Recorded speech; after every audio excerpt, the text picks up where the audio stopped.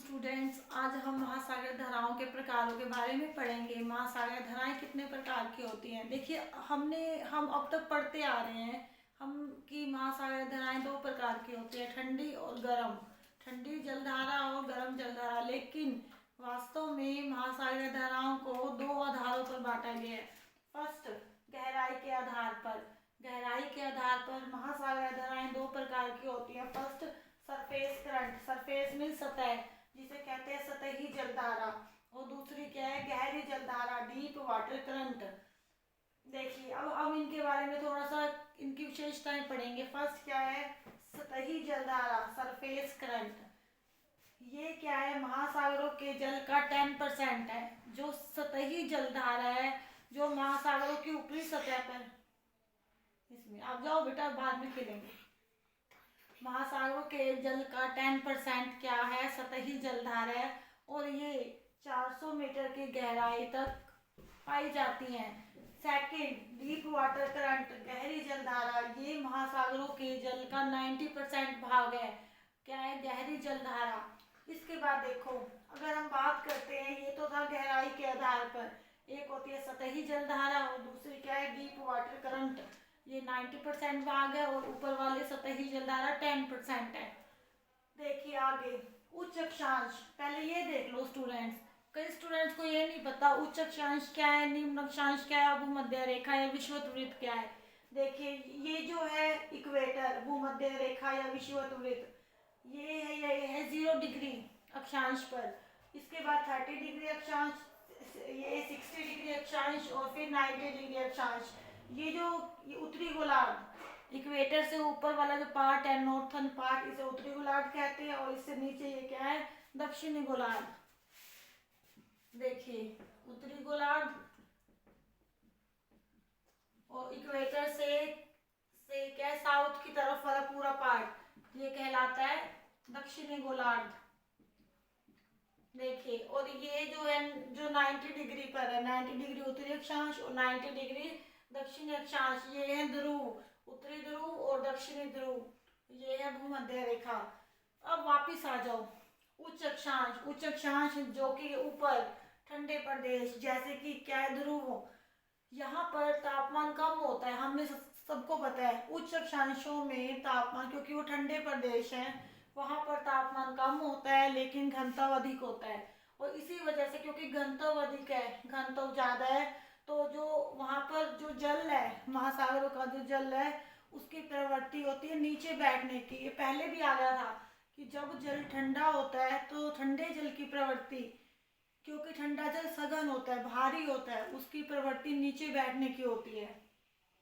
और वहां पर उच्च अक्षांशों में, क्योंकि तापमान कम होता है और घनत्व अधिक है, जिस वजह से पानी की प्रवृत्ति, जो महासागर का जो जल है, उसकी प्रवृत्ति नीचे बैठने की होती है।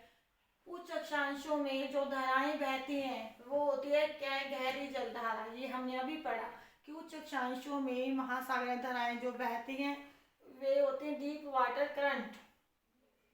अगर हम निम्न अक्षांशों की बात करते हैं तो क्या है, निम्न अक्षांशों में तापमान क्या होगा, जैसे इक्वेटर पर आ जाओ या इक्वेटर से ऊपर ये क्या 30 डिग्री अक्षांश पर देखो, यहाँ पर तापमान कैसा होगा, अधिक, घनत्व कैसा होगा, कम। तो जो महासागरों को जो जल है उसकी प्रवृत्ति ऊपर उठने की होगी, तो वहां पर जो पाई जाएगी जलधारा वो कैसी होगी, सतही जलधारा।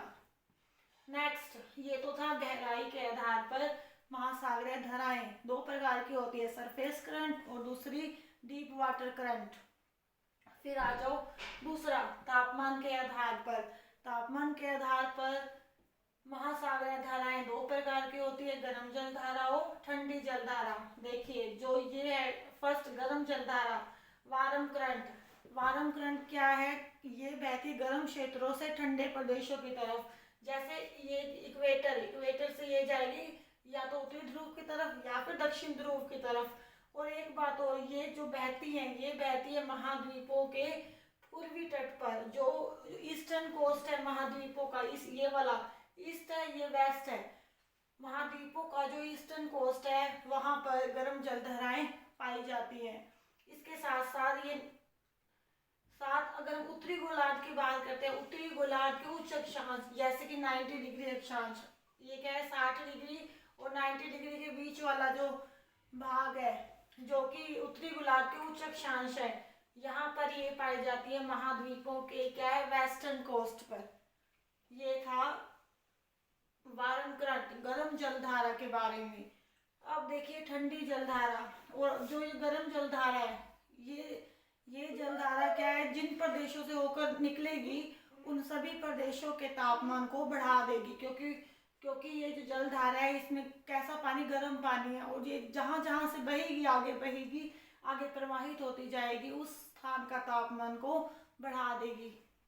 सेकंड क्या ठंडी जलधारा कोल्ड करंट क्या है नाम से दिख रहा है, ये ठंडे क्षेत्रों से गर्म क्षेत्रों की तरफ बहती है। जैसे ये जो कोल्ड करंट है ठंडी जलधारा ये आती है, ये आएगी ध्रुवों से लेकर भूमध्य रेखा की तरफ, ठंडे क्षेत्रों से गर्म प्रदेशों की तरफ बहती है और महाद्वीपों के कहाँ बहेगी, ये बहेगी वेस्टर्न कोस्ट पर, पश्चिमी तट पर। अगर उत्तरी अक्षांश की बात करते हैं, उत्तरी अक्षांश में जो कोल्ड करंट है, उत्तरी अक्षांश में जो ठंडी जलधारा है ये बहती है महाद्वीपों के ईस्टर्न कोस्ट पर, अपोजिट हो जाती है उत्तरी अक्षांश में। उत्तरी अक्षांश में जो ठंडे प्रदेश है उच्च अक्षांश है वहां पर महाद्वीपों के पूर्वी तट पर बहती है। फॉर एग्जाम्पल हम इनके एग्जाम्पल की बात करें, अगर हम बात करते हैं कि गर्म जलधारा, इसका उदाहरण है फर्स्ट गल्फ स्ट्रीम क्या उत्तरी अटलांटिक महासागर में क्या है का उदाहरण है, उत्तरी अटलांटिक महासागर में बहती है गल्फ स्ट्रीम। एक क्या है वार्म करंट है, गर्म जलधारा है जो कि ऊपर जाती है, कहाँ जाएगी, ये जाएगी उत्तरी ध्रुव की तरफ।